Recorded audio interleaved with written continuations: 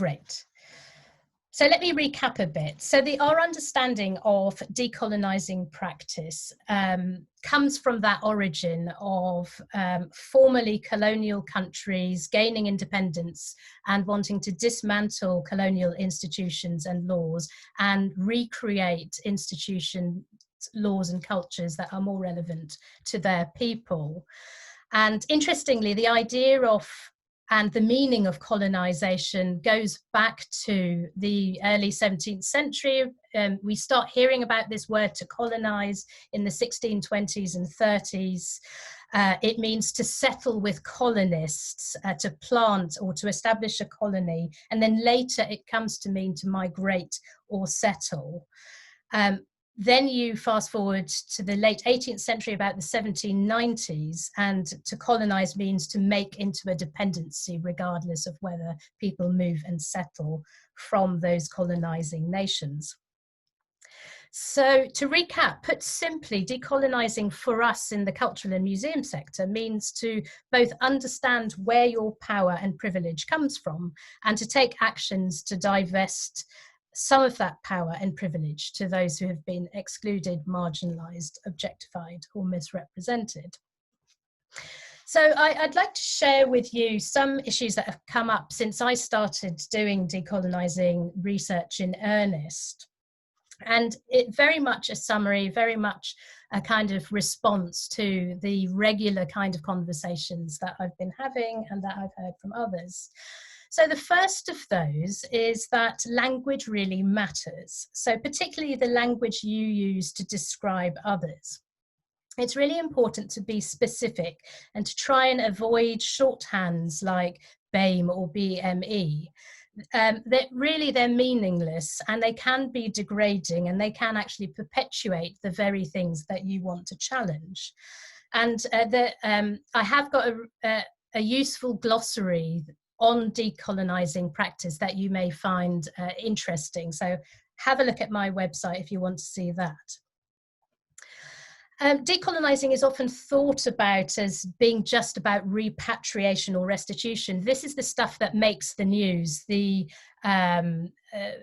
discussions over the Benin bronzes, for example, being one. But the restitution and repatriation of objects and art looted from or taken from former colonies is part of decolonising practice, but it's certainly not the only aspect of it. So it's important to bear that in mind. And the narratives and discourse that we're seeing in the news and the museum press are currently centred in the big city and national museums, with those ones that have large ethnographic collections, and that includes many university museums as well. But I'm trying to work hard to change this. So being part of the Museums Association Decolonising Guidance Working Group that was set up by the Ethics Committee, I have focused a lot of my efforts on looking at decolonising in small and predominantly rural museums. And this has been helped somewhat in recent weeks by the publication of the interim report by the National Trust on the colonial links and links to transatlantic slavery that many of its properties and its former owners had, that this idea we have a colonial countryside. And 40%, at least 40% of museums across the UK are in rural regions like ours. So we should have a voice in this discussion and in this debate. And this summer has prompted a lot of reaction about responses to the presentation and the history telling of transatlantic slavery and its role in institutionalizing racism and race science in British and European societies. Again, an important part of decolonising practice, but not the only aspect of it. And some kind of confusion and elision has occurred in the rush, I think, for organisations and practitioners to say something or to make a stand on both being anti-racist and decolonising practice. So it's often conflated with issues of diversity or inclusion. Black Lives Matter has been become a bit of a shorthand for some aspects of decolonising practice as well, as has discussions about racism in our sector. And there are definitely common points, but one should not be used as a shorthand for the other. Decolonising is anti-racist at its core, but the intersections of power imbalances and how we privilege certain people and their opinions and stories over others matters too. Those intersections are really, really important. And the ethical impact of decolonisation work is also significant and important to consider. So this includes being mindful of and providing support to your peers and colleagues, as the reactions they may receive to the work they make public can be painful or upsetting or just frustrating. And it's important to remember that in decolonising work, it's individuals that create the change and organisations then follow. So any support you can give to your peers, even in the form of an informal chat or conversation, will mean a lot, because it can feel like quite lonely work at times. And beware of tokenism, particularly when you're asking people of colour to help you with your decolonising work.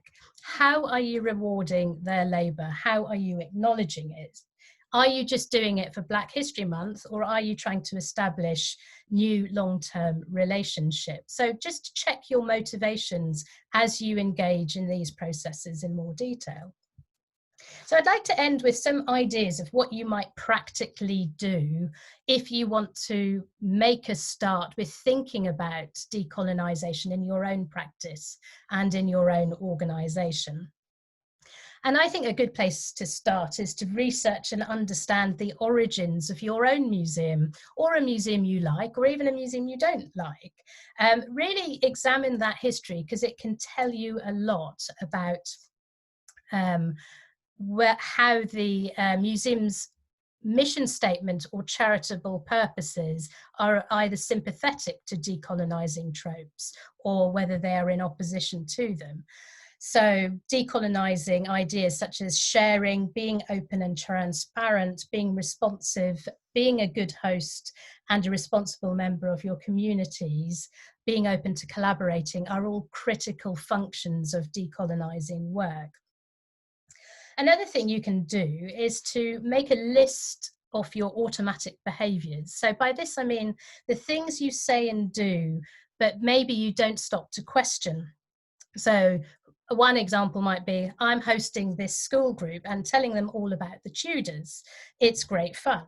But stop for a moment and think, have you included any stories of non-white Tudors in your activities? There's now so much out there available for free and in really good quality publications that you can use in your work.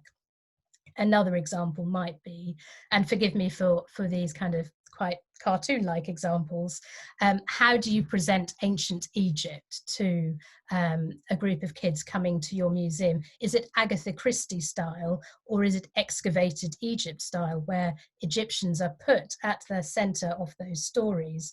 And I really recommend looking up the Excavated Egypt project. They use a very playful method of comics to convey nonetheless serious messages. So another thing you can do is to dig into your collection's data.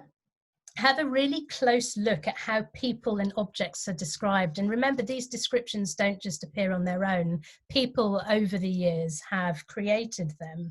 So their biases will be inherent in those descriptions. How easy would it be for people to find stories of, for example, Caribbean people or Indian people in your descriptions? Do you describe them as such? And we'll be hearing later on from Chloe about the work she's been doing in this vein with the archives at Kresen Kernow. But even if your collections have nothing from another country, it doesn't mean that decolonising practice isn't relevant to you. And I would say it's a really good opportunity to question and explore the themes of your museum and its communities, to help you identify where those gaps are and to help you identify the people whose stories you aren't telling and maybe you should be. You could also undertake an exercise in self-awareness. So we're all a combination of our lived experiences, learned behaviours and personal preferences. This can help build your confidence and understanding. And if you want more information on how you can undertake a quick and simple self-awareness exercise, then please get in touch and I'd be really happy to help. Also, you can just start really simply. Seek out and talk to a colleague outside your organisation or your usual network, or find someone from outside the sector. There's many people out there who'd be more than happy to have a starter for 10 chat about the work you'd like to do on a decolonising front.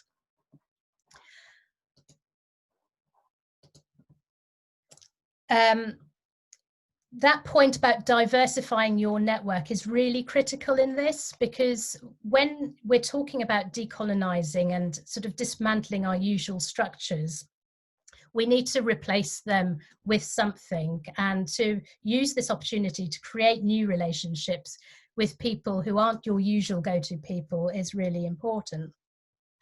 So finally, what do you do when you have the issue that you really want to do something, but you don't have time because you're too busy keeping your museum functioning? And so my response, and the response of others to that, is that it doesn't take long to start a new conversation with one new person. So even if that is your start with decolonising work, it's worth doing. It will open your horizons and open your doors to other possibilities.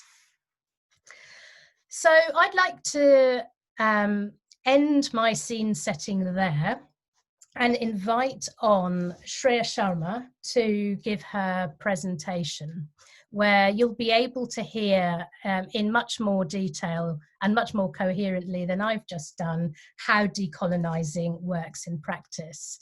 So over to you, Shreya. It's wonderful to have you here. Shreya is dialing in from India, by the way, so it's really great to have a presence from outside Cornwall here. So over to you.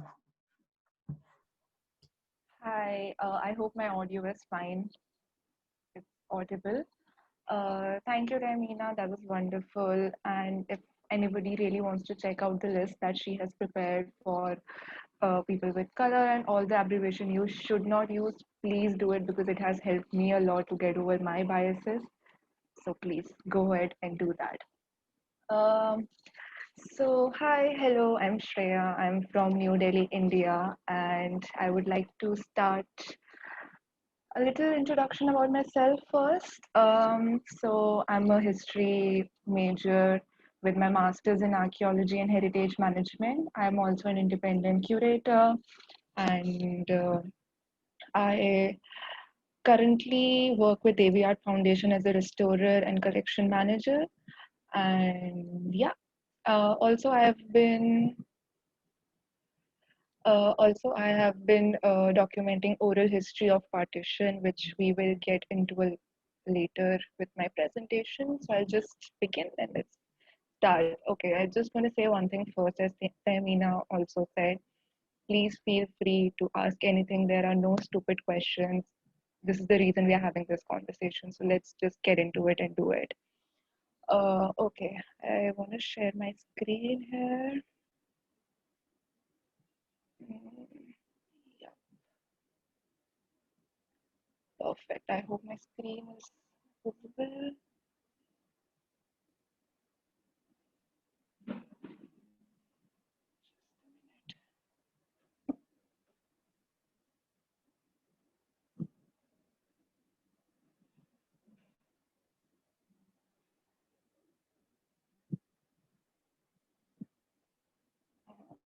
Just a minute.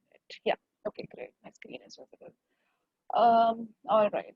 So I'm going to start with a little introduction of the British Empire and what it entails, so that we have a clearer picture of why we really do need to decolonize. So British, and I'll just talk about India because I think I'm best equipped to do that. I'm I won't talk about other colonies. So let's just start with it. Britishers, they ruled over India for like 200 years. And during those 200 years, Indians, they were literally treated like slaves. This is not even an over exaggeration. They were transported to other parts of the world and just treated like slaves. There was a lot of violence, rape. It was just a very barbaric world to think about. In this picture, you can actually see one of the aftermaths, or like, I think this is the biggest my screen can get. Yeah. Okay. So in 1943, we had the famous Bengal famine, and it was the only one in modern Indian history which did not occur as a result of serious drought. It ended up killing 4 million people. And it was unique because it happened only because of one person, which was Winston Churchill. So he said that he blamed the famine on the fact that Indians, they were breeding like rabbits and asking how if the just a minute, yeah, yeah. So he was like, if the famine was so bad, and how Mahatma Gandhi has still not died. So yeah, that is how condescending his behavior was.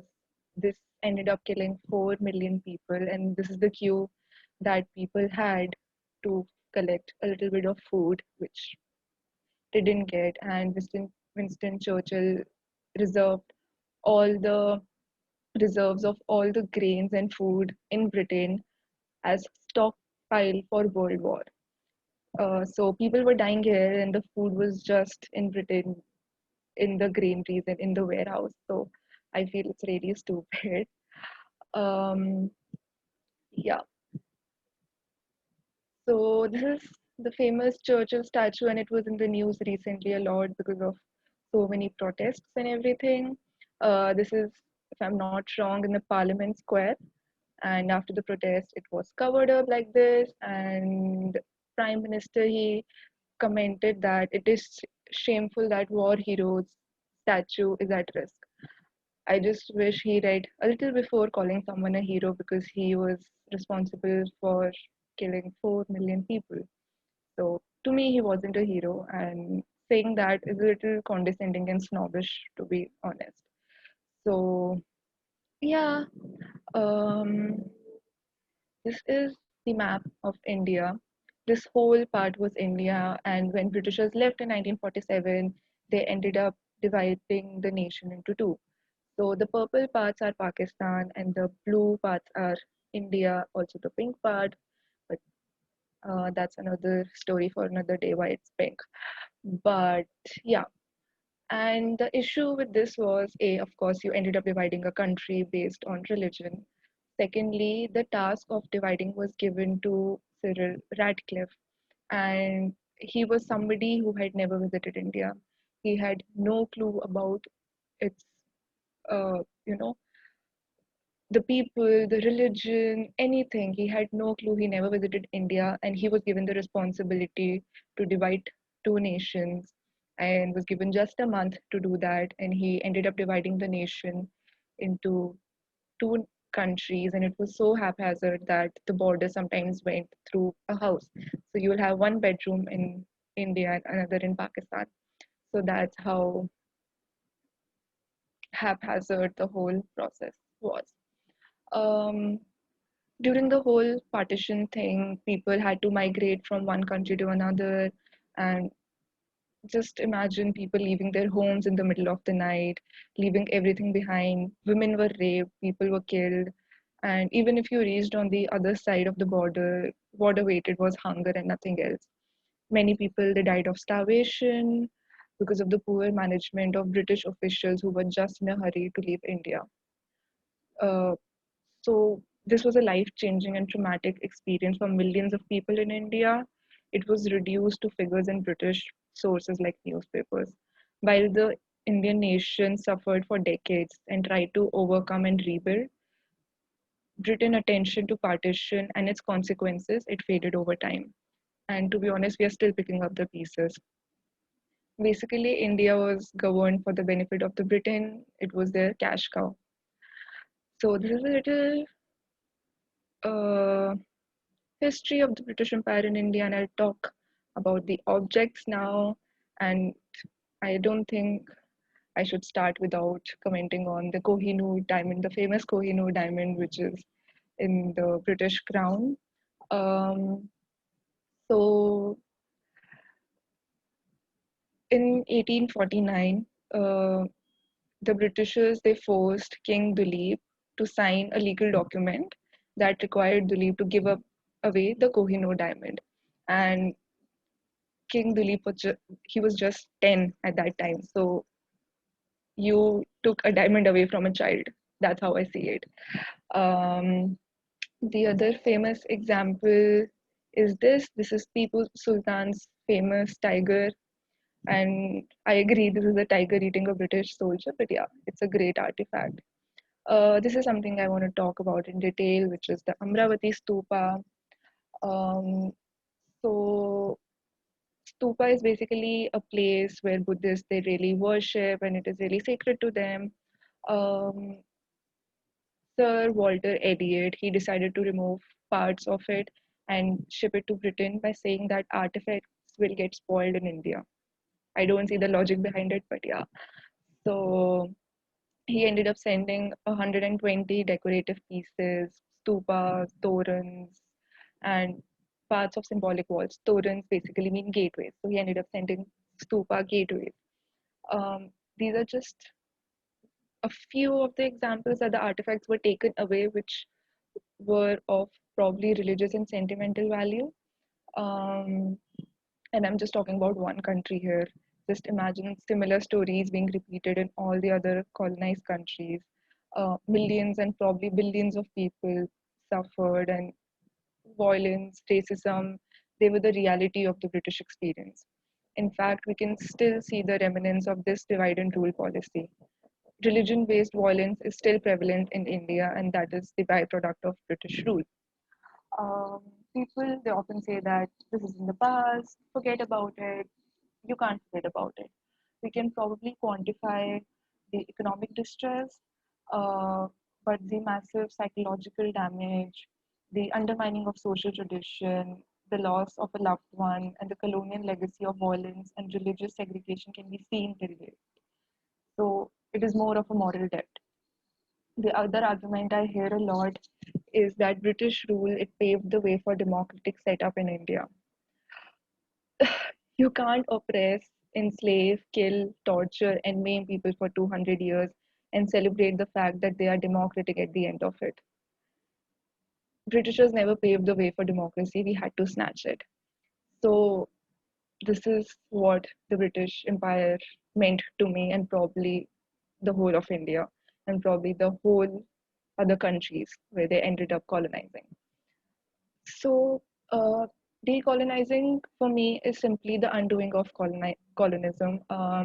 It can mean different things to different people. In my opinion, it means to acknowledge the past, take responsibility, and try to change the discourse. We're not talking about decolonization to empower a pre colonized state. It is a tool for you to atone for the wrongs that had been done. Um, Decolonizing is about questioning our institutes. How and why are some forms of knowledge given priority over the other? Who determines the selection and quality criteria of collections? Who decides what is presented and represented? How do we contribute to a renewal of the canon with stories and reference frames that have been systematically erased from it? Basically, how do we change the focus? How do we alter our perspective? Decolonizing is about difficult conversations and reflections on the meaning of cultural institutions and who these institutions are intended to serve. It is about open and true dialogue with all members of communities and societies. It is about sharing power and authority. Decolonizing is about cultural institutions becoming learning institutions. It is the necessity to create room for multiple perspectives, showing the different contexts that determine how we look at the object and their references. ask difficult questions. Who are the decision makers? Do they have any colonial bias? Are they aware of their biases? Have these difficult questions. Have these difficult questions with yourselves. You really need to get over your own bias before you start decolonizing. Everybody has biases. I have it too, probably. It is really, really important to deal with them. I would like to talk about some practical ways here that might be helpful in decolonizing. Yeah. So the first thing we have to do is read about it. And I don't mean read about decolonization, I mean read about the British Empire. Do read about decolonizing as well, but what might work for certain institution or organization might not work for you. So you really need to read about the British Empire, see what the British Empire entailed, because you need to make pragmatic decisions as and when you go along the whole process. You really need to read literature that is unbiased so that you get various perspectives. Um, a decolonized history, it seeks much more than understanding of the history of European empire. It seeks to understand that the history lives on today in our institutions, in our social perspective, and in the very way on today, how we understand history, what we do. Because in India, I can literally see how the British Empire has changed the whole social, economic, political discourse. I'll give you one example, LGBTQ rights. So the Indian court gave way, like they accepted the same sex relationships 2 years back. And this whole Article 377, which made the same sex relationships illegal, was given to us by British Empire. So all I'm trying to say is we are still trying to pick up pieces. So you really need to read what is happening around the world in these countries so that you make pragmatic decisions.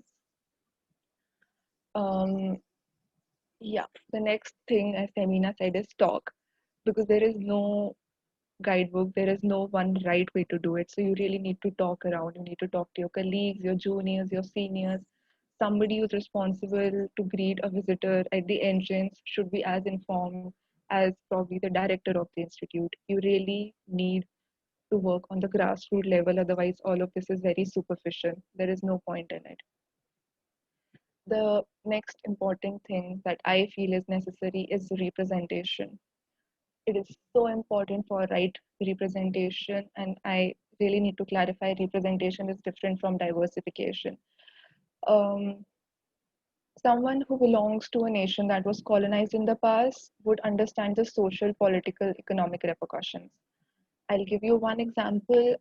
If somebody has seen Black Panther, I always give this example. Okay, so if somebody has seen Black Panther, they would remember that Killmonger goes to a museum and he sees an artifact that belongs to his country, and you can see how comfortable he is in front of the object, how he knows more about the object than the person who is a curator there.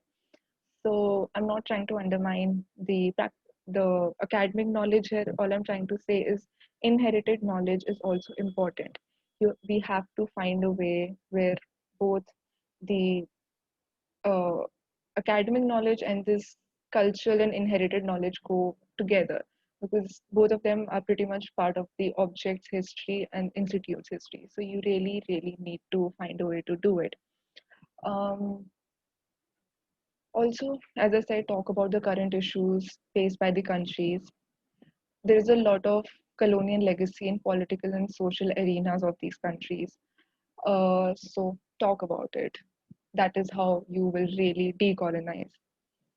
And I feel like the best thing to do is, yes, this is like my favorite meme, and SpongeBob just makes everything better. You really need to facilitate historical accuracy, because I feel there is historical amnesia going around. There was a survey in 2016, I guess, which showed that 43% of the public thought that British Empire was good. And so historical amnesia. There is no real awareness, and it is necessary to show the exact facts without glorifying any side. Just have a real conversation of the British history, have a real conversation about the object, and you really don't need to glorify anything. It is high time we talk about this part of history. Also, stop facilitating and ordering people who have history of colonial legacy like Churchill. Research before you honor a historical figure. I'll just stop sharing my screen and the rest I can just speak if that's okay. Yeah, perfect. Okay, the next thing which I feel like we can do is work on a curation. Um, Collections is representative of colonial grandeur and imperial conquest. It is so necessary to curate the exhibition in a way that focuses on the object and gives it a cultural justice it deserves. Focus on the object's glory and not the empires. For many people of color, collection symbolizes historic and ongoing trauma and theft. In fact, you can examine the South Asian interpretation of the British. Just look at the object, just see how South Asian or other colonized countries depicted the Britishers. That is also part of history. Show it. Try to uncover not just the surface interpretation, but also what is concealed beneath. Earlier curation projected the idea of a country the way curators and officials wanted to. I'll give you an example. Uh, there's a 19th century model which was part of a set of four. It portrayed Indian bandits strangling and robbing their victims, and it was commissioned by a British railway owner to reflect a colonial stereotype. And so objects they were chosen not based solely on the aesthetic quality, but on the potent stories behind them to evoke complex history of conflict, struggle. A history of colonial India cannot be and should not be confined to the range of objects in the display cases alone, because many of them they were collected according to the British taste in the 19th century, which of course depended on their mentality at that point, which was very racist. Um, so we need to change the discourse. The colonial period material was not originally assembled to educate the public about the realities of imperialism with any kind of self-reflective and critical distance. Uh, it was made to glorify and justify the colonial rule for private pleasure, to romanticize India, or as a form of trophy. So just curate the objects, curate the exhibition in a way that shows proper historical accuracy, show what actually happened. You really need to uncover the voices that have not been unheard. So if you have an exhibition about India, just try to have somebody from Indian origin. You can't probably decolonize without proper representation here. So curation and representation go hand in hand, according to me. Um, so the next thing which is important is community engagement. Community engagement, I feel, is necessary to give sentimental justice to the people of the community the object belongs to and to raise awareness to others.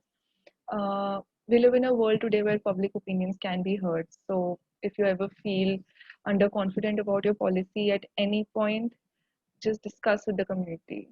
Twitter, Instagram, LinkedIn, suggestion box, emails, there are a lot of things. So do that. Engage with the community. Create a museum for the people and by the people, just like democracy. Um, Museum is a public space for dialogue and co-creation, driven by shared, dispersed, generative, and hands-on conceptualization of ownership. So, opening the collection as a resource for schools to improve teaching on colonial history, for community groups, artists, historians, archivists, filmmakers to interact and respond to a living archive, they will allow us to generate a more nuanced picture of the British Empire beyond the textbook. The next thing, as Tehmina also talked about, is language. For me, text and language of the exhibition wall is really important. It will help people understand the material presented. It will impact how people understand the exhibit. The right language is really important so that you don't end up invalidating people's experience and histories. Uh, the complex, layered meaning of an object can be understood a little better with something as small as right pronunciation. So do it.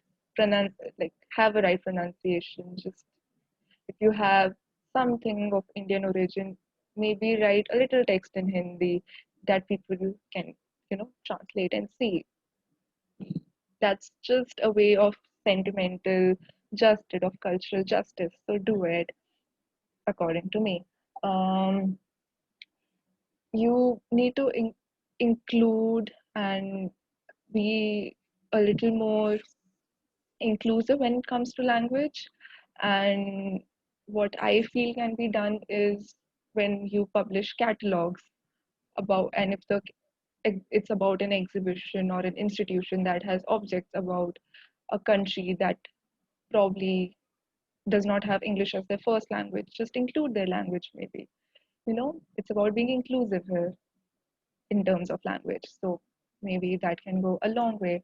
And the next thing which I feel is really important is the attitude. Organizations, they must position themselves as learning communities, and the right attitude here is to show yourself as the custodian of the collection with an obligation to the people who created the objects and their descendants. You never owned them. It was never yours. You're taking care of it. So you really need to show that. You really need to have that in your attitude. Um, I understand it is not always feasible to return the objects, but it should be considered where appropriate and needed, because majority of these objects, they were plundered from people for whom they sustain cultural value. So the question of provenance and ownership in the post-colonial age is particularly germane. In Britain's colonies and spheres of influence, the practice of collecting was tied to dominating psychology of colonism. So you need to embrace greater accountability towards the communities. And as I said, don't auction them, because it was never ours in the first place. You need to just take care of them. Just show that you're the custodian of the object and not the owner. And another thing which I feel strongly about is the gallery shops. Just see what you sell in gallery shops. Monetizing on someone's religious and cultural sentiment should be avoided, according to me. So just read about the object a little before you finalize, and just, people buy it as souvenirs. Try not to do that. Um, Another thing that can be done, according to me, is conservation. And I know decolonizing and conservation is not something that is talked about a lot. And in my opinion, it is necessary to research about an object before you start the conservation process, before you restore it. I highly advise to use the raw materials that was initially used to make the object. For example, if you're restoring something, a terracotta probably from India, try to use the raw material that was originally used. It is necessary to maintain the authenticity of the object as well. So the care and maintenance should be done keeping in mind the cultural past. It is important. I would also like to talk a little about the museums who are on the right track, according to me. But I would also like to talk about one thing that organizations get wrong, which is the representation part. So, whenever there is an opening for a curator for inclusive history, which is great, do it. But the opening is just for British citizens. I understand why is that, but you can't probably get the same amount of inherited knowledge and cultural impact with somebody who has lived in Britain for years and years and years, probably born here. In fact, if somebody was born in Africa or in India and you get them here and they represent your exhibition and they help you to decolonize, I feel like that would be much more impactful. So as I said, it's not about diversification, it's about right representation. The other museums which I feel are on the right track are The Field Museum of Natural History, which is in Chicago, uh, they invited several Native American artists to present their work in the Native American galleries, which is great. Um, the next museum is Australia Museum, which is in Sydney. They reevaluated their relationship to its objects and changed the view of the museum as the custodian of collection, which I talked about. They also have a 10-year Indigenous Roadmap project. In fact, they bring Native people to review their exhibition, which is great. So, as I said, for the people, by the people. Have your organization museum for the people, by the people. The other example is the Panama Canal Museum. They recently sent me a mail and they wanted to talk about the little literature we have around the Panama Canal construction, how Indians were involved, and we don't have much literature, but I'm so glad to see that they're trying to be inclusive. They're trying to bring various voices that were unheard, voices that belong to the worker class who worked there. So that's great. Um, yeah, so, but as I said, what worked for these organizations might not work for you. So read about the colonial past, read about the colonial empire, and then make your decisions. Of course, read about what other people are doing, but you have to make your own decisions here. And also never feel like someone is in the power is the only one who can make a change. Just talk. Maybe the other person hasn't seen the same thing as you have. You might just bring something new to the table. So just talk it out. It is important. Don't be afraid to it. And I understand there is a certain amount of emotional and psychological draining which is happening throughout the process. It is very, very tiring. So choose your pace. It's fine. Just go slow. As Tehmina said, block by block. It's fine. But go at your own pace. I understand it's difficult. Um, and yeah, Uh, so there is no immediate solution, and it is different for different organizations, for different people. We just need to find the right trajectory that works for you, that works for us, and we need to bring fundamental changes rather than mere representations. It is about how museums can facilitate historical accuracy by engaging their majority white audience with how culture, societies, and national identities today remain deeply shaped by the era of colonism. Because I can tell you, we have a lot of colonial legacy, which I can see in the political, social, and economic sections in my country and probably other colonized countries as well. So yeah, that's what we need to have the conversation around. I'll give the stage to Tehmina now. You can take over. Thank you, Shreya. That was a really brilliant both insight and overview of the power that sort of decolonizing work can have. And I think it's just really critical, particularly for us who work down in Cornwall in an area that's very remote from the centres of power, that we reach out and create new networks, particularly internationally. And I think particularly now, you know, while society can feel quite hostile to this kind of work. So if you've got any immediate and burning questions, let's spend a few minutes answering and responding to those. And at about, you know, just before 2 o'clock, we'll have a 5-minute kind of stand up away from screen break before we rejoin. So if you'd like to ask a question, just either turn your mic on and your video on, and we'll see how we go, providing that everyone's not talking at once. So does anyone have any sort of immediate responses or questions that they'd like to ask? And feel free also to use the chat.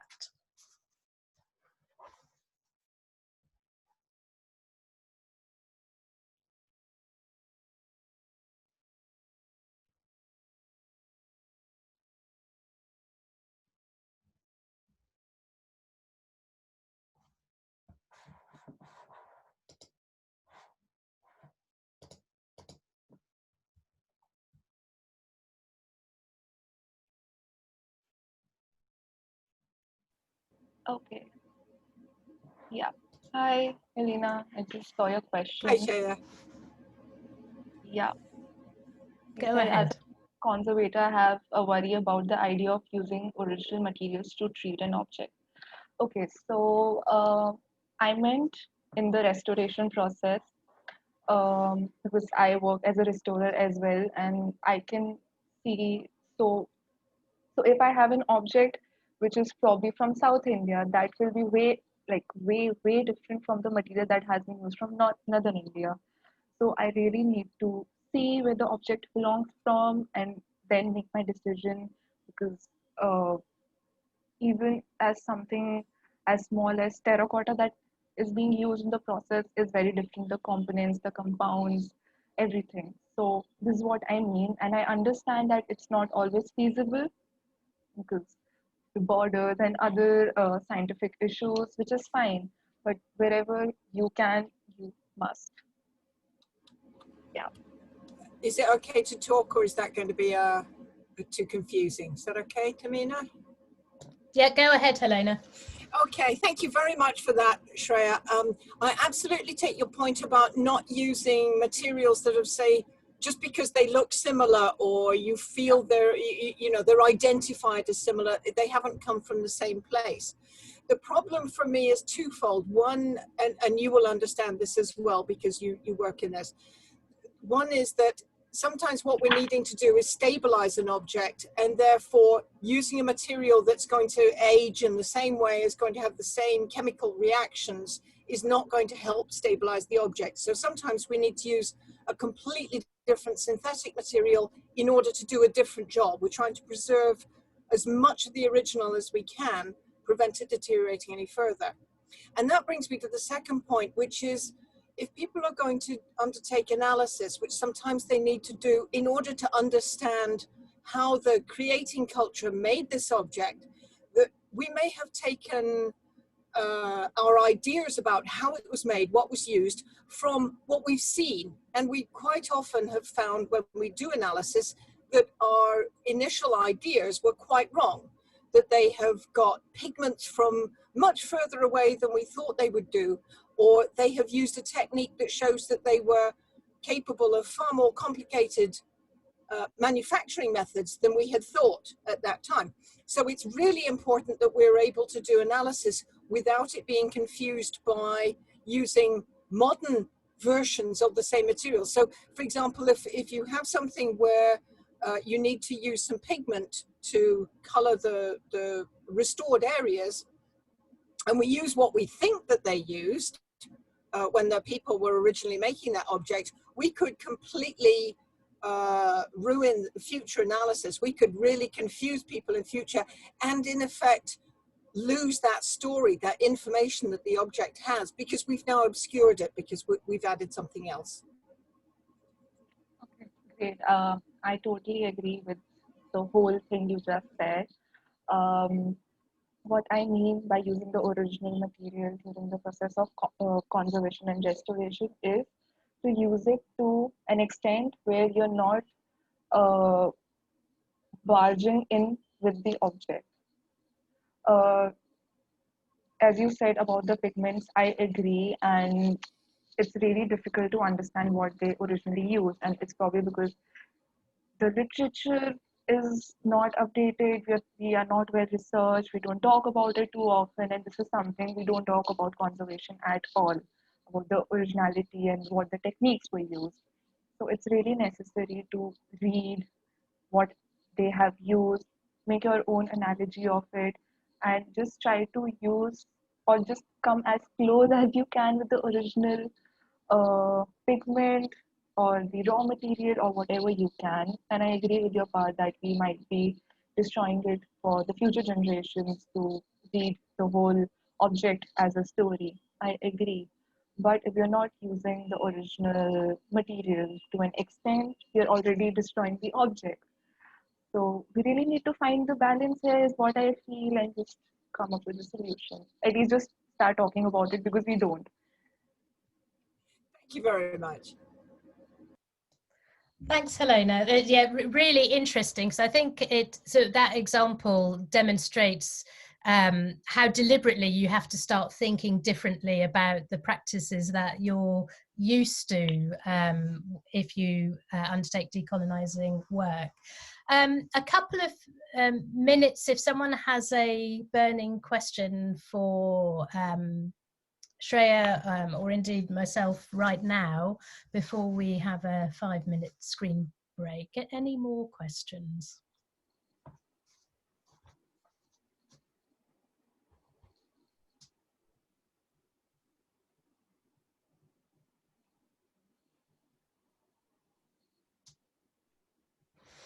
In which case, it's 2 o'clock UK time right now. If we have a 5-minute break and rejoin at 2:05, what I'd like to do is actually open the floor out and have 10 or 15 minutes of a discussion about some of the general themes that we've raised, but also some of your questions. Remember, safe space and nothing to fear asking. So take a moment to think about what that might be. And also think back to the question I asked you at the beginning, is to, home in on that moment that you felt excluded or marginalized from something. And we're not going to ask you to share the details of it, but if you could use that perhaps to raise an issue in your own practice, particularly those of you engaged in learning engagement in particular, we can start talking around that and having those conversations that both Shreya and I are advocating for. So let's rejoin at 2:05. Obviously, feel free to chat amongst yourselves in the meantime, but we'll be back in 5 minutes.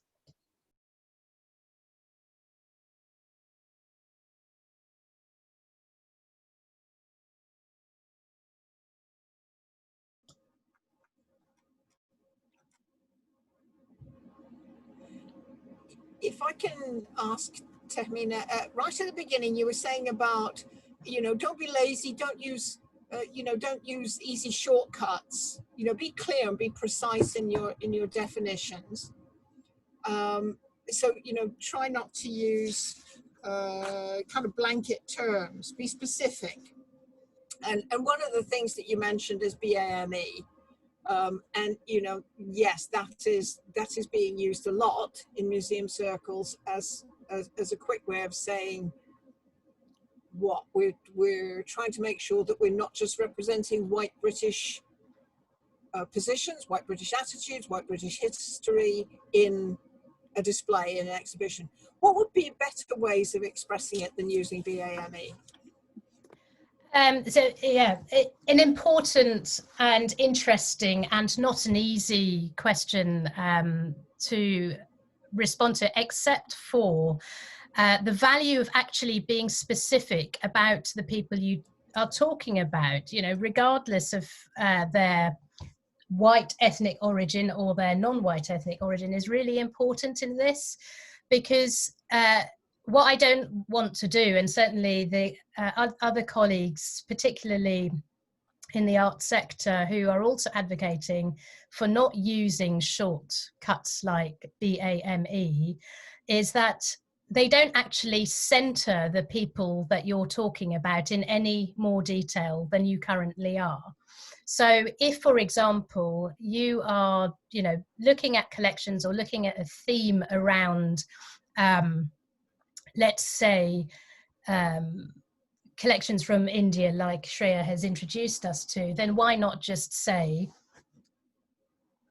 people of Indian heritage or people of heritage from the Indian subcontinent, rather than BAME, which doesn't really mean anything. And there's also other dimensions and nuances to this that are really important. And one specifically, which is a discussion, particularly, for example, in the museum detox community, we talk about often, is the particular issue of anti-Black racism has very different dimensions to racism in general, for example. So to lump all of those experiences together, that doesn't actually get us any further. So what we're not advocating for is there is a better you know, a better acronym to use. Currently, I would say, and it has been adopted from the US, which has its own issues in a, you know, in a British context, is people of colour, although there's lots of people who don't like that as the shorthand, is felt to be the better expression, because also there are several non-white ethnic groups who feel left out of BAME anyway, because often the A is used as and when it was never set up to mean and. Asian tends to refer to subcontinental Asian rather than East and Southeast Asian. So the more specific you can be, the better your work will be, and actually the better targeted and directed it would be. So that's my sort of more complex response to your question. But also I would say that one of the reasons BAME has came into use is actually from an establishment perspective, rather than from the people who are labelled with that kind of thing. And so that's the kind of thing we want to start to move away from. Shreya, did you want to add anything about that? Yeah, I did. Okay, so for the longest time, I've been hearing about BAME, and I did not feel represented enough. And I never thought that there's like something else that we can use, you know, just call us Indians, Asian, South Asian, something, because BAME is something that I did not identify myself with. And I understand BAME is something that is used widely in Britain and probably in US, I'm not sure. But we really need, if we're talking about decolonization and in general inclusivity, we have to keep in perspective everybody and not just your geographical area. So I agree, be as specific as you can in this whole process. Sue, did you have, did I see your hand up? Yes, you did. I have a question. I have a question about the use and display or not of potentially offensive material. I have recently deposited a very large collection of artifacts at Crowdie at the Artist Studios. It was the collection of my my partner Bill Mitchell, who was an obsessive collector, and he collected all kinds of material. He was particularly interested in military stuff. He collected he collected old packaging, he collected board games, all kinds of stuff. And it's now in Crowdie as a playground for artists. But amongst his collection are a number of objects that are potentially could give offence, including board games, snakes and ladders games with from a very colonial era, which have cartoon little black children on them in a way that you might think was not, it would I'm certain be deemed inappropriate now. Collections of packaging. There's a brand of French drinking chocolate which uses an image of a black man wearing a fez in a very kind of cartoony kind of way. So these images are they speak very powerfully of a particular time and a particular set of attitudes and values which we now find inappropriate, but they exist. And my question is, what do? Do you remove them from people seeing them? Do you interpret them in a different way? Do you use them to open a conversation? I mean, in Crowdie, we have put kind of hazard warnings in the introduction for artists to say that you may find some material here which you might find offensive. But it would be really, really good to hear your comments on how to handle that kind of material. Shreya, did you want to respond first, and Yeah. I'll go after? Okay, so that's a lovely question, and I'm so glad that we created a space for people to actually come up with these kinds of questions. So great. What I feel is, I agree that those are a little offensive, but it is part of our history. It happened, it's there. So I feel like just dismissing them would not be the right thing to do. You really need to show them, but you need to find a way to showcase them that opens conversation, that doesn't glorify what happened or what the object is trying to glorify. You really need to show what is wrong with it, why there is a problem with it, and why we need to have a conversation around it. Just removing it would be useless. So that's what I feel. Yeah, I mean, I would agree with Shreya on this. And I think it's worth saying that the response you'd get really depends on who you will speak to and the sort of specific sort of context. But, you know, like with everything we present, whether it's items used for artistic inspiration or historical research, I think the more we can show we care, you know, curating in its purest sense, by explaining. I think it's really good that you use something like a trigger warning at the beginning, so people have fair warning that, you know, these items are there. My problem with removal in this kind of context is that I think particularly, and I'm definitely not being facetious, but if we look at social history collections in particular across UK museums, you know, quite a lot of it you may never want to display if you take a very kind of hardline approach, and then you don't have that opportunity for conversation. And I sort of think of decolonizing work as having quite a long time scale. It's not going to be a project that starts and finishes, but the longer you can have these conversations, you may end up in a few years' time going, well, actually, this isn't inspiring anyone, so maybe it's time for it to go, for example. But right now, I think it's important to have that context available, to use things like trigger warnings, and just to, I guess, be a bit sensitive to who might, you know, cross your threshold. So certainly I would agree with Shreya that you should keep them and you know, try and say something about why they exist in the collection, if you know, and something about how they came into being. I know the French advertising one. Yes. Exactly. Only recently, I think the same company or the company that bought them, I think they produced cereals and chocolates and all sorts of things, went into the production of retro advertising in a completely unthinking way, which, as you can imagine, again, in a today's context, would be questionable. So, I mean, don't have them in the gift shop, I guess, is what I'm saying. No, for this collection, it's very much, it's not a public space. It's for artists to use, and but it was a really interesting conversation, because we think actually they're such a powerful provocation. In some ways, they've almost become more important now than at any other time, because it's so much in our kind of forefront. We're foregrounding this whole conversation, so it feels like they're interesting and useful, but it's delicate and sensitive. So thank you so much for that response. That's really helpful. No worries. Any more questions? Yeah, I have a question. I was wondering, I missed the first bit because my internet had an issue, but from what Shreya was saying, you said about like read literature that is unbiased about like the British colonial history. I was wondering if you had any suggestions, because I'm coordinating a project at PK Porthcurno, which is working with students around like decolonising our collection, and I wanted to have something that I could send them when they start the internships that they could read. And so I was wondering, also I'd really like to read it, so I was wondering if you have any suggestions, please. Well, shall I go first?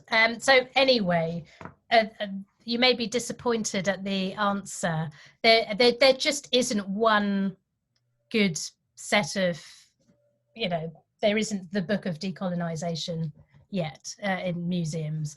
So you will have to put the legwork in at some point to gather maybe a set of articles, and that's something certainly that we can share with you afterwards and share through the network.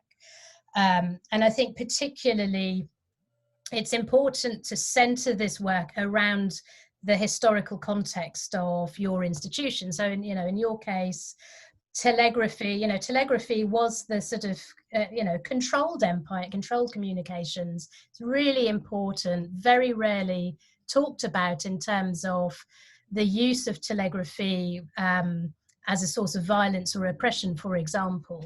So I would say, from your point of view, the more you can read about critiques of the British Empire rather than the pride and glory narratives, the better. But there's a lot of literature out there, and it's very difficult just to pick out one or two. But certainly, I can certainly share a couple of examples with you. The other thing I would say is really important is if you're responsible for a project like this, you have to set aside time for yourself to get up to speed as well, because you'll find it really difficult to engage with that process if you don't have that grounding yourself. And you should have the support from your organisation to give you time and the resources. So if you need to buy books, you need those resources to buy those books. And so that is part of the decolonising work, is to raise your confidence to do that. But you won't solve it by just sending people recommended reading on its own, but it's a good start. And get in touch at the end, and I'll send some links out, or I'll send through Celine to the whole network. Shreya, did you have anything to add to that? So as she said, there's no guidebook, there's no one right or wrong way of doing it, and only thing you can do is read about the British Empire and not particularly about decolonization, because you have to decide what needs to be done. And what I feel can be a good starting point is go through oral histories. I do collect them, so I know the importance of it. So what I want to say is look at oral histories, probably of, if I'm talking about India, probably of partition, because you will actually understand the repercussions, what happened, how the people went through it, the general public, what their experience was. So I feel like that is one place you can start with. Great, thank you so much. That's really helpful. Katie, I saw your hand up. Yeah.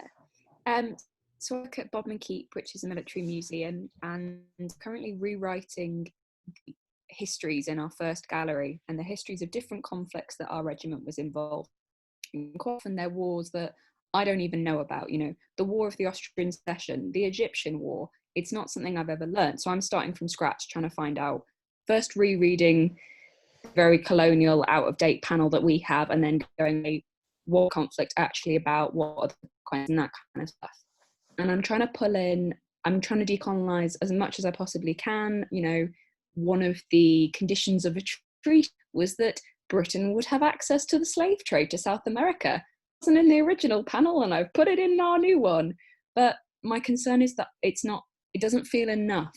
I'm putting it in, but it feels like here's a couple of sentences in each panel that will reference the colonial legacies of our empire and of our regiment. Really feel like enough. So how do you sort of accept that you've got to make tiny changes and you've got to just do it bit by bit and do it consistently, rather than some big dramatic, oh look, we've decolonized the entire museum? How do you accept that you've got to start somewhere?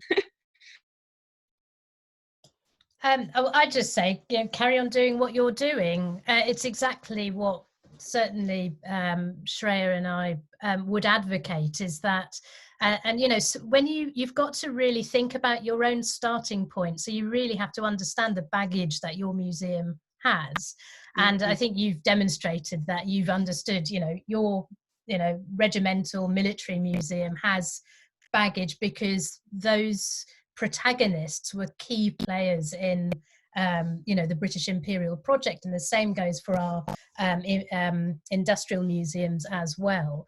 So the slowly, bit by bit approach, but is nonetheless deliberate, and there's a strategy to it, is by far more effective than trying to do something enormous and big all at the same time. It just won't work. I mean, you can't undo 200 years of colonial museums in a year or 2 or 3 or 5.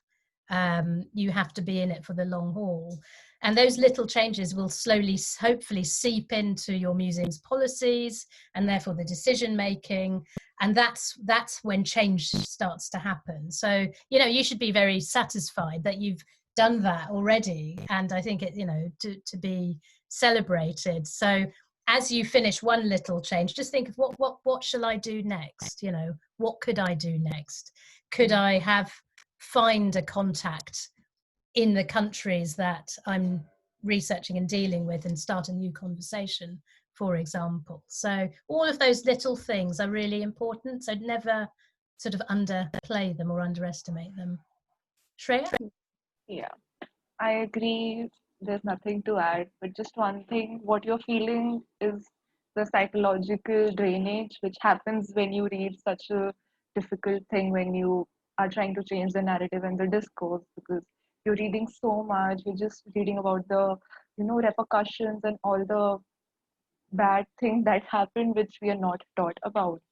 So it can be emotionally draining. So just take it slow. It's fine. It's a slow process. Don't be hard on yourself. There's a great link in the chat, thanks Emily, on a Future Learn course which is free on British colonialism. So do check that out. And what I'll try and do and pass on to Celine so she can circulate is perhaps, you know, a kind of a starter for 10, just based on the themes that we've raised. Naturally, there'll be a lot more that you may come across in your work. So any more sort of ask anything questions? Feel free. A little bit. Go for it, Sean. Obviously, a lot of this is obviously coming from the perspective, obviously, British Empire and that sort of colonialism. But I wonder if there is a space, and it is worth sort of honing in on regions as well, because Cornwall is quite interesting in the way that, you know, Cornish are a recognised national minority in some way. You know, they are a recognised national minority. But Cornish people have also colonised places. You know, Cornish miners emigrated en masse, you know, across the world and did colonise places. Cornish men did join in on wars. So it's knowing how to kind of frame some conversation, some narratives in a way that's kind of telling regional history as well, because this is a whole conversation for another day, but who knows how long the United Kingdom will even exist as it is. So I feel like there is space to kind of maybe talk about colonisation from a more regional standpoint as well, which is still part of Cornish history and still would be doing justice to Cornish people to kind of highlight that. Sorry. I think, yeah, absolutely. It's a conversation actually that Chloe and I were having earlier this week, and I'll pass on to Chloe in a bit so she can share some more of what she's been doing. But the specific contexts within the UK are really important. And there's also been discussion, particularly in the Decolonising Guidance Working Group, about, and this is sort of speaks to the point I made about this isn't just a thing for the big cities or the capital, it affects all of us. And when we look at Cornish narratives, for example, of industry and of the sort of great migrations of the 1860s, 70s and 80s, they're generally told in quite pride and glory terms. And we tend not to talk about them in terms of the impact that those migrations had on, for example, other migrants to mining areas. So, for example, when Cornish miners went to South Australia, there were other migrants who were also miners there. But it's almost as if we tell a story that says it was the Cornish who took mining all around the world. So if you can sort of start changing those emphases and nuances, I think you can do a great service to presenting Cornish identity and heritage in a much more wholesome way and in a much more honest way that still permits, you know, that important link with identity, for example, that many people hold dear. So I think, yeah, you're absolutely right. We should discuss sort of colonialism in a domestic context as well. And certainly a lot of the tropes around the marginalisation of Cornish people apply in colonial contexts. And you'll hear very similar things in Wales as well. and how Welsh identity also has very similar tropes to our own. So I would say everything is on the table, and the beauty of thinking in a decolonial way is that you can interrogate, you know, using those kind of powerful questions. And we shall see where we get to in that. But yeah, good question. Shreya, did you want to add anything from an international perspective? I'm really not informed enough to have an opinion about this because I didn't know about this Cornish history at all. So I'm going to read about it now. But I agree, we really need to talk at regional level as well and just have a conversation. I'll read more and have an opinion after that.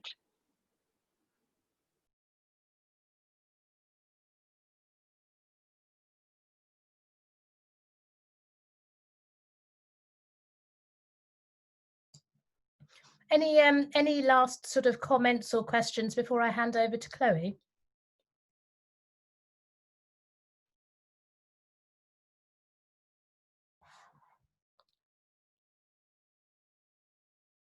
Okay, well, what we'll do is I'll hand over to Chloe Phillips, who, hello Chloe, are you the engagement lead at the learning lead? Whatever. Learning lead at Kresen Kernow, which for those who may not know, is the combined archive and local studies library service for Cornwall in a newly restored facility in Redruth. And Chloe's been working on some, putting decolonial work in practice in Cornwall. So videos off and mics off, except for Chloe, and I'll hand over to you, Chloe, to share your screen.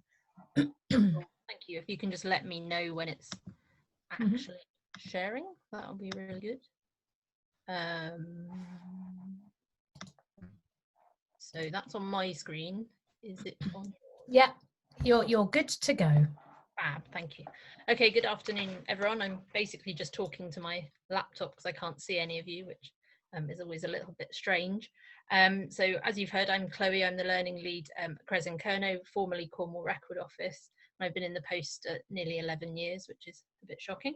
I'm just going to run through as quick as I can some work we've been doing recently. And it does kind of fit into the work and the conversations we've been having so far, that it's small, it's bit by bit, it's just trying to do something. So hopefully it'll be interesting at least. So sort of to begin, really this summer, obviously we were all, well, hopefully all had a bit of a reckoning, I think, particularly as white people, or the white people among us. And for me, it was very much a personal response, what can I do? And it sort of dawned on me sitting at my dining room table working from home that I have an archive behind me, and I have a platform, and I work in a public organisation, so I should be doing something. So quite a simple thing that we started doing was just trying to work out actually what we have got at Kresen Kernow that relates to some of these themes. And initially we started with basically the whole of non-white history, which, if you think of the world, is a huge topic. So we decided to start by focusing just on the transatlantic slave trade and the Caribbean. That's just a starter. That's sort of not the end of the story, but we had to start somewhere. And it really ties into the things that Tehmina and Shreya have been saying about reading and educating ourselves. So I very much felt that I needed to know more. I do have a background in Indian and Chinese history, but quite a long time ago. That's also only 2 parts of the world. So I bought books and I read things. One of the ones I found really useful was David Olusoga's Black and British, for a kind of general overview, as well as the documentaries he made, which I think are all still on iPlayer in terms of the slave trade. So there was a job of educating ourselves and then really interrogating the catalogues. What I did was gather terms, and you can see on this slide just lists of terms, and this is only 2 screenshots from a document that was about 10 pages long. It was hundreds and hundreds of search terms, so I would pick them up from reading documentaries, audiobooks, and just try them in our catalogues and see what turns up. And some of them are obvious, you know, Barbados, but some of the words like planter picked up some interesting things that may have been missed. St. Kitts was an interesting one when you typed in St. Christopher's, because one thing turned up that I would never have picked up before. So it just became a challenge in a sense. It was myself and another colleague working on this from home, because that's all we could do without access or without regular access to the collections, just starting to understand what we actually had. And what came out of that was the simple need to just tag our collections better.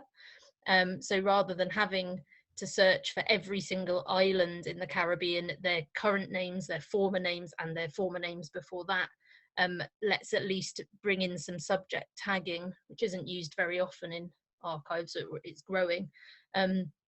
So we tag things Caribbean. It was quite a simple decision, and we also tagged things transatlantic slave trade if that's what they related to, and we sort of it was a way of trying to just identify, you know, our role is to identify what's there for people and to make it easier for people to find. We unfortunately don't have the time to do all the research, although we did commit to looking up some of the things and checking where the catalogue entry wasn't clear. You know, when we could get access to the collections, we would pop in, have a look, and try and determine whether the things were relevant. What I should say as well is, probably had we not been in the middle of a pandemic, this may never have happened, because we probably would never have had the capacity to start it. But I do hope now that we've started it, you know, the plan is to keep chipping away at it, and it's exactly like has been said already, bit by bit, block by block. So I'm just going to carry on a bit more about language. This is just an extract from the catalogue. I'm afraid these pictures aren't wildly interesting, of some of the records that now come up when you put in a search for Caribbean. So one of the things we had to be careful of is that the project didn't have like a clear project plan. It's very much evolved, and perhaps you can tell that this presentation has evolved in the same way. So it's not like there was a linear way of doing this and that we knew what we were doing. It was quite an iterative process. We would try something, then we'd come across something, then we'd try and work out how to solve it. We did find there's not stacks of guidance out there. We used the Black Cultural Archives guidance around tagging for Caribbean, for example, rather than West Indies. And transatlantic slave trade to separate it from other types of slavery. So we kind of sought evidence or guidance where there was some. There's the challenge with archives and with museums, but archives perhaps more in terms of language, is that the offensive language, the terminology exists in the archive, and you can't change that, much as you can't change the past. But obviously you can change the way you interpret the past, and you can change the way you interpret your archives, or you describe them in a public facing catalogue. So this is something we've had quite a lot of conversations about, and discussions, and I don't know that we know the answers, but I think we're kind of doing our best. So one of our low points was realizing that a subject tag that we were using, or our colleagues had been using, I don't know who specifically, was Turks, which was marvelous, not to describe Turkish people, although I'm sure that would still be offensive, but to describe Barbary pirates. So as in like the Turk's Head pub and things like that. So there was a piece of work to do to just tidy up our own tagging and remove things like that and replace it with things that are a little bit more objective, like Barbary pirates. So we had to be careful that our own catalogues were not perpetuating racism or racist attitudes. And I think that's something we should probably, those of us with collections, all be conscious of and all be doing. As I say, you can't change the past, but you can change the way, and do all the time, that we interpret and present it. we've kind of toyed and debated with the inclusion of different terms in the catalogue, and as has been mentioned already, we've included sort of trigger warnings now, and disclaimer sounds a bit you know, like someone's going to sue you or something, but just kind of explaining that there is offensive material in the catalogues. It doesn't reflect our views, but it has been there, and it has been left in to kind of aid findability, because this is one of the challenges, and one of the things that you know, we've come across is, I always thought we didn't have hardly anything in the collections, and that would be my standard response with Black History Month. And, well, we haven't got much, but it turns out when you actually go looking for it, you find a lot more than you think. And also you start to become aware, when you educate yourself, or I did, of the things that you haven't thought of before, the links of the packet ships, for example, to the Caribbean. Of course, these things are not divorced from British colonialism. So we have left terms in, and I just want to give an example of this, because several years ago we had the St Lawrence's Hospital collection come in, the former mental asylum, if that's probably not the right term, but in Bodmin, and our colleague who catalogued it didn't use the word lunatic. She, because it's offensive, didn't include it. And then when people come to look for things in that collection, knowing that at the time lunatic was the word used, they then can't find the things. So it's a really interesting kind of challenge, whereby actually sometimes the offensive terminology makes things easier to find. For example, just putting black in to our catalogue will turn up, I think we tried it, tens and tens of thousands of records. It's not very helpful, so that's why we've tried to increase the tagging, like Black histories, but we have also left in words such as Negro or Negroes, because it makes things more findable. And perhaps we're wrong to do that, I don't know, and nobody's said either way, but we do accompany each entry with a warning that the language is offensive. And I think where the language is extremely offensive, we may you know, we would word things differently, but it's this balance between making things findable and making things and not perpetuating racist attitudes. The other thing that's been quite a challenge for us is photos, whereby they may contain a mixed group of people, and we've toyed, and again haven't solved, how to describe them, because we wouldn't say a white woman standing on a porch if we were describing a photo. But if there's a photo of a black man or woman standing on a porch, we would probably mention the fact that they're a person of colour. So is othering them better because we're making them findable, or are we othering them? So these are some of the conversations we've had. Maybe they, you know, maybe you have thoughts and opinions on them. I don't think we have all the answers, but I think, you know, we're trying to do something and we're trying to make a difference. A simple difference that has been made: when you used to type in Caribbean to our collections, it came up with 7 results. When you type in Caribbean now, it comes up with 215, and they're not new items. Those items were already there. It's just that we've done the work to try and make them more findable, so that they are accessible, and so that we're more aware of the stories we can tell and the different voices that have been hidden historically. I just wanted to make a note, because we've been sharing things on social media for Black History Month, and you can't please, you know, you're damned if you do and you're damned if you don't. So I believe a lot in this work. I'm very committed to it. But because we put up a post the other day, it included the word Negro in the document. So I put in our kind of standard warning / apology, and someone responded, "To take offence at a historical document such as this would be astoundingly stupid. One wonders why such ignorant people have to be appeased and pandered to." So there is some emotional work with this. You do have, I find I have to believe in doing it, because it's me who opens up the social media accounts and faces the criticism for trying to do something.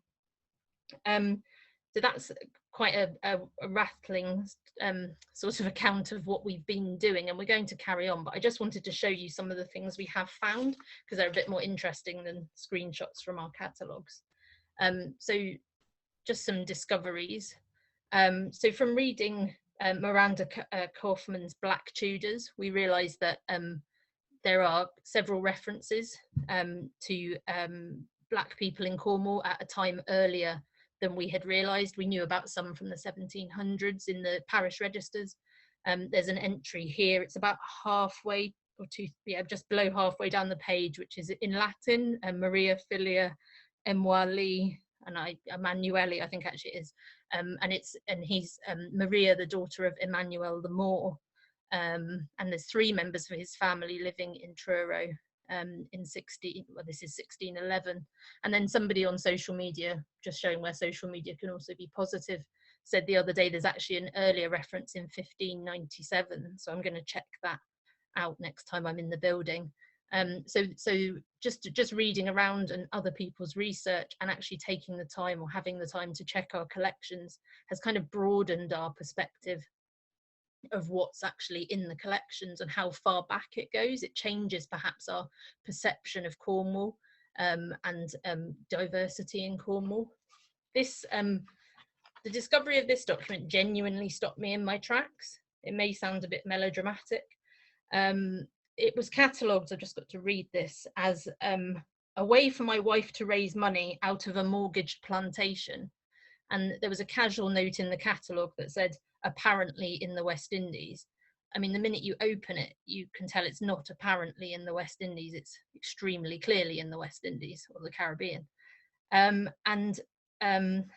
I sort of wanted to tell this as a, this probably isn't the audience for it in a sense, but for people who say that you can't, that history, you can't change history, I nearly didn't look at this document because it was on the top shelf in the strong rooms and I really couldn't be bothered to go and get the ladder. But in the end, I did. And like I said, it did stop me in my tracks. We had no idea that we had it.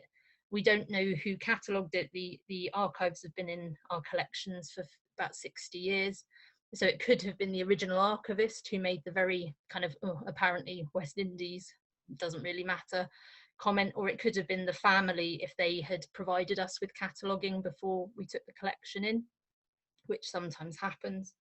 So the document is from the Corriton family collection, and one of the Corritons married a George Walrond, and this is his plantation. That family is quite interesting. They're not Cornish, but they were involved in the Civil War and they lost their money and they fled to the Caribbean basically, and seem to have, this is 1651, so it's early, and it talks about Beaumont, Fontainebleau and Beaumont plantations, and basically the names you can see there are the list of the enslaved people that they owned, but they've actually got their names, and it says how much they were worth in pounds of sugar and who they were bought from, and it just really stopped me in my tracks because I didn't realise we would have something so stark in our collections, and for none of us to be aware of it, for us to have not cited it or come across it before.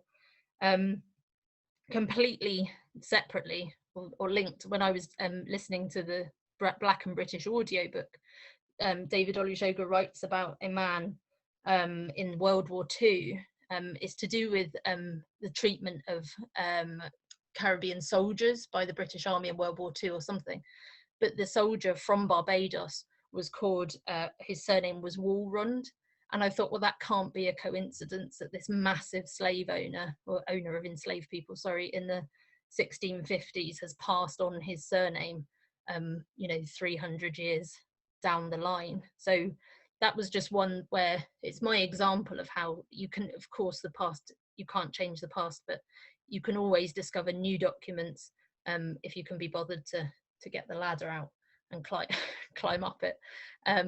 So that was that one. Sorry, wrong keyboard. Just wanted to point this one out. This was something found completely by accident. I was trying to list all of the people recorded as they're recorded as Negroes in the registers, so Black marriages, baptisms normally. I don't think there are any burials. But when I got this home and looked at it on my screen, I suddenly realised that at the bottom, the second to last signature is of Joseph Emedy, who, if you're familiar with kind of Black history of Cornwall, he's the violinist who's always counted and cited, and he's actually a witness at a wedding of a John Rodney who's recorded as a mariner and a Negro. And this wedding actually took place about 5 minutes from my house in Budok Parish Church. And it again really changed my concept of Cornish history, that there were 5 minutes down the road in 1804 at least 2 black men standing in that church. And I thought, this is the kind of thing that, you know, the more aware we are of this, the more it changes how we view the past. So there was that one.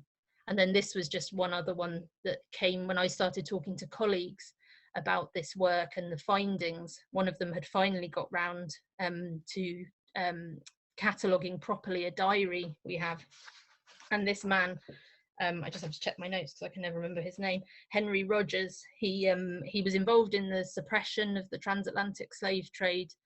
So he was actually on those ships, and there's description in his diary about that activity as well. But it was this description that really stopped me in my tracks, again because in Black and British, David Olusoga describes the popularity of blackface minstrelsy in Britain, whereas we tend to think of it as an American thing. And the descriptions in his book are really very close to what is described in this, which is effectively a new account of the same thing. The language is extremely racist, and I'm not going to read it out, but the fact is there was blackface minstrels performing at Clowance in 1851, and again it kind of just goes to show that example of being more educated myself and then someone else coming across something, you kind of realize the significance of it more, whereas before we may have thought it was a little bit novel. So they're just some examples. I'm sorry that I am rather rattling through. We have been doing the work with the library as well. Our librarian colleagues have been going through, these are really obvious books, but they've also been going through and tagging some of the more obscure ones, because also in our collections are books by Cornish authors that aren't necessarily about Cornwall. So they could be, for example, Sir Arthur Pendarvis Vivian, we have his book of him travelling around North America in the 1860s and 70s. So there's stacks of stuff in there that would not count as Cornish history, but has greater significance. And my colleagues have also reflected on the challenges with classification systems like Dewey, whereby you have to choose where a book sits.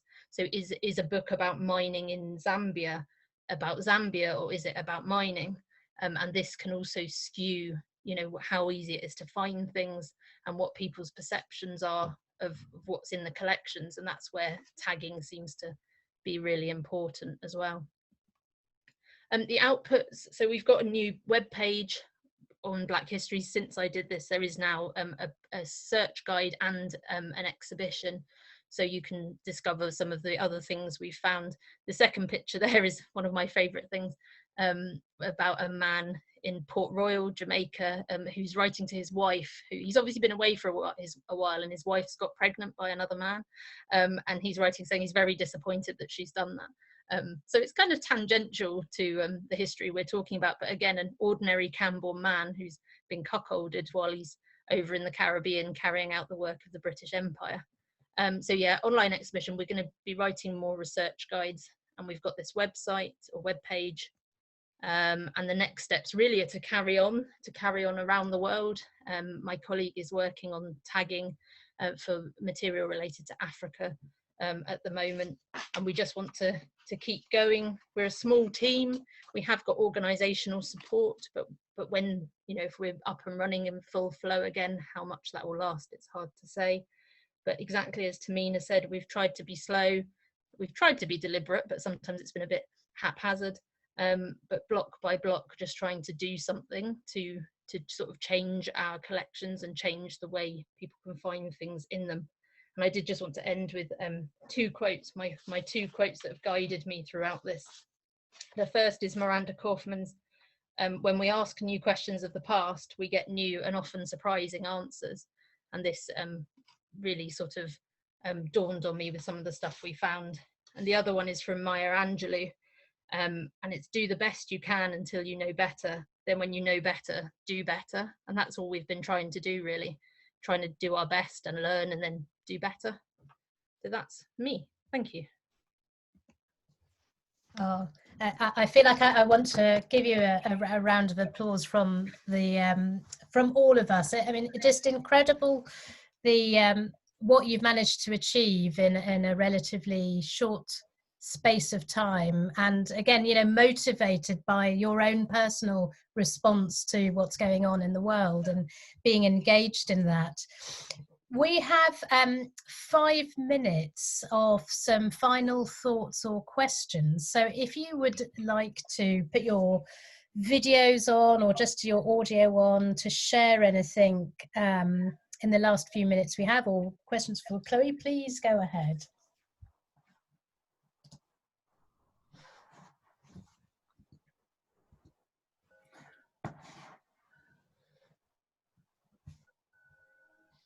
And there's some really interesting links in the chat that people are sharing as well. So I'll try and download them and collate them so we can distribute them afterwards as well.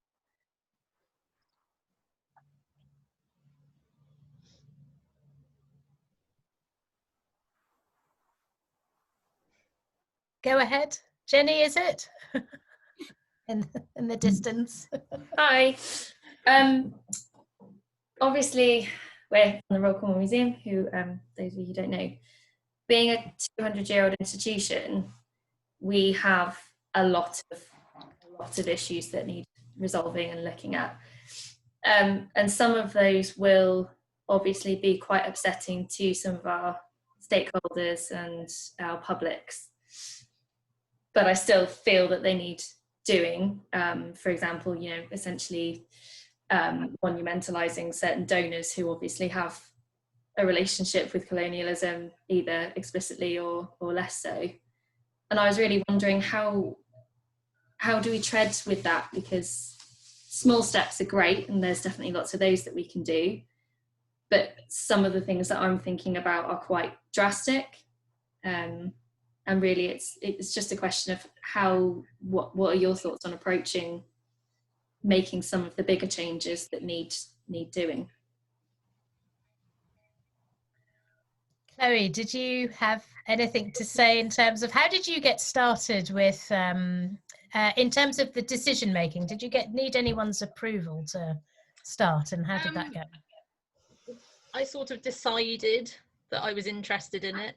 And then Tehmina, I think you tweeted us saying maybe Kresen Kernow could do something. And I was like, fine, Kresen Kernow will.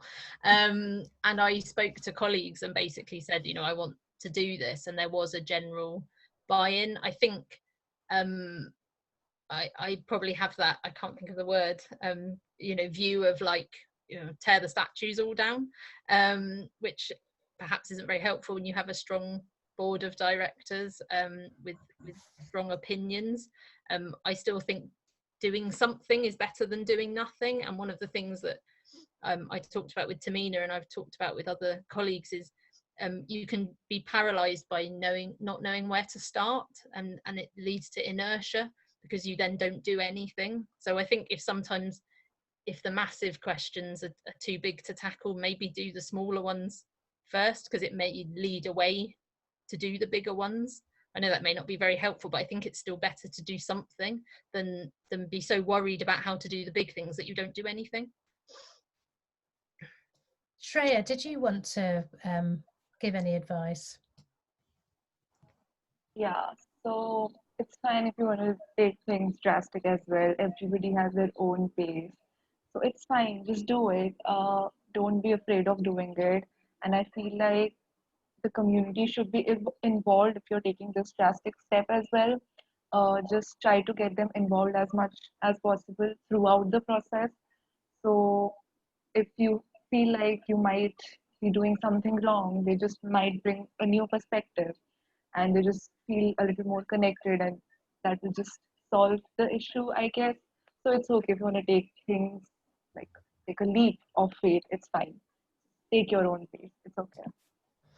Yeah, I mean, my own view is to have those open and transparent conversations with new people and let them into your dilemma, your specific, you know, I would like to change, I don't know, the name of this gallery, or I don't want this gallery to have a name. For example, if you can build up sort of collegiate support from outside your organisation that can then support you, it will give you greater strength when you make your proposal to the decision makers, because you'll be able to evidence and say, well, look, it's not just me who thinks that this is ripe for change, it's all of these other people as well.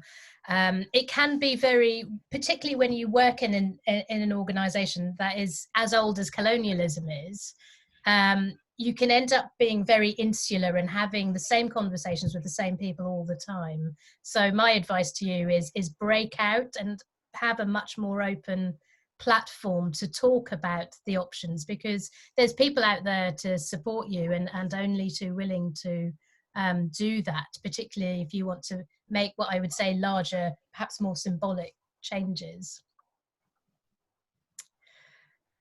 Good question though, and courage. Thank you. Yeah, it's a tricky one. There are smaller things that we can do, and reevaluating interpretation and looking at our ethnographic collections in particular. But talking about things like changing the names of galleries so that they're actually, you know, more representative, rather than look at this great white guy who brought loads of stuff back that he probably shouldn't have, and all of that. It's yeah, it is quite tricky, because we know how a lot of our stakeholders, volunteers, members, publics will react to that. And I personally am of the opinion, well, if you don't like it, then probably not the sort of people that we want associated with. But I also feel that we need to try and maintain these connections, because you want to educate people and you want to help change their opinions and bring them round to a more inclusive sort of mindset. So it's quite a hard one to navigate, I think. It is quite complicated, isn't it? I'm thinking particularly of that amazing painting you have of Sahasi Vivian.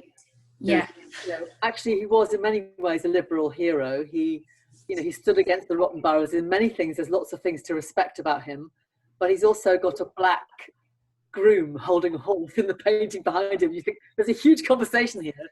Well, we just have to find a way of having the conversation, don't we? If you take the painting down, you're not having the conversation anymore. But at the same we haven't got room in store anyway. A heroic image. So it is a really interesting thing about subtlety and nuance, and whether you do the bold gesture, or whether you actually try and do something which actually acknowledges the ambiguity of a lot of this conversation. And yeah. Annette, you've got your hand up.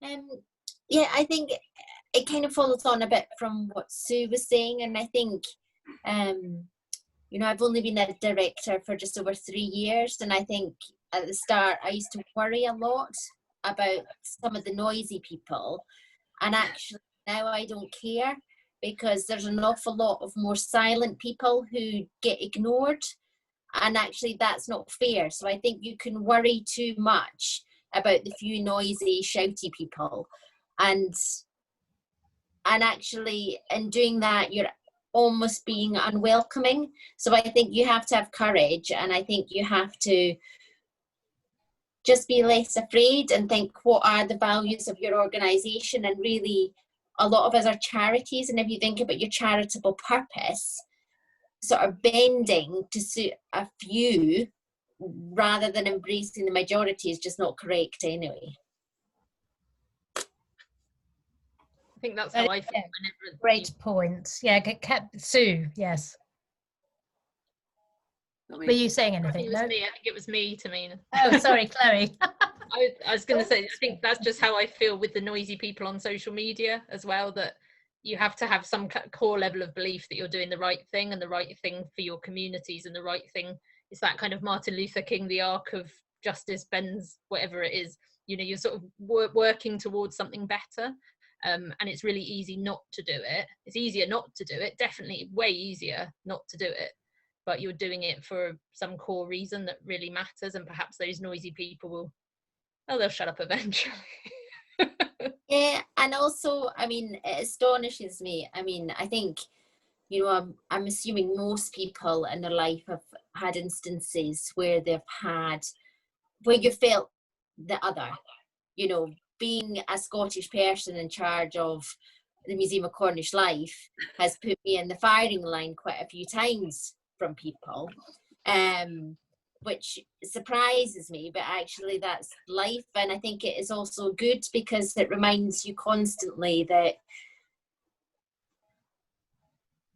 we all are the other at times, and you just have to remember what that feels like for everybody, and it isn't an excuse to present a narrative that suits some people. Absolutely. And I think that's why having, you know, raising these questions publicly is so important, because you won't know who can come forward to support you in what you want to do if you haven't asked that question outside your institution in the first place. So that would be certainly something I would recommend. I'm noting the time is 5 minutes over our allotted time. So does anyone have any final comments or questions? I don't think this is going to be the first and last session like this we have. Hopefully they will be regular, and we'll be able to develop these discussions, particularly based around what you do next. So any final comments? I just want to add something, yeah.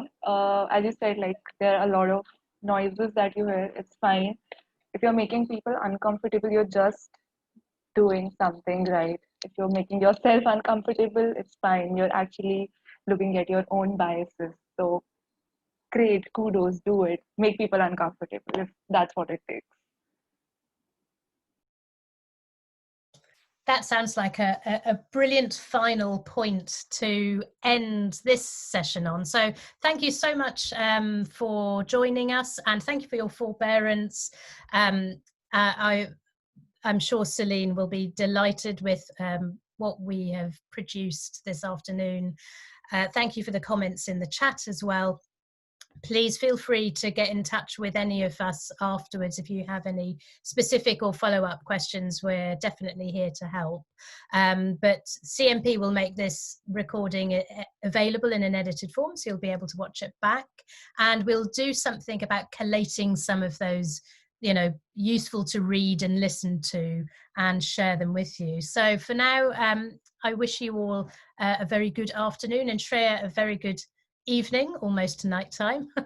So thank you all, and we will rejoin together, I'm sure, very soon. Bye bye.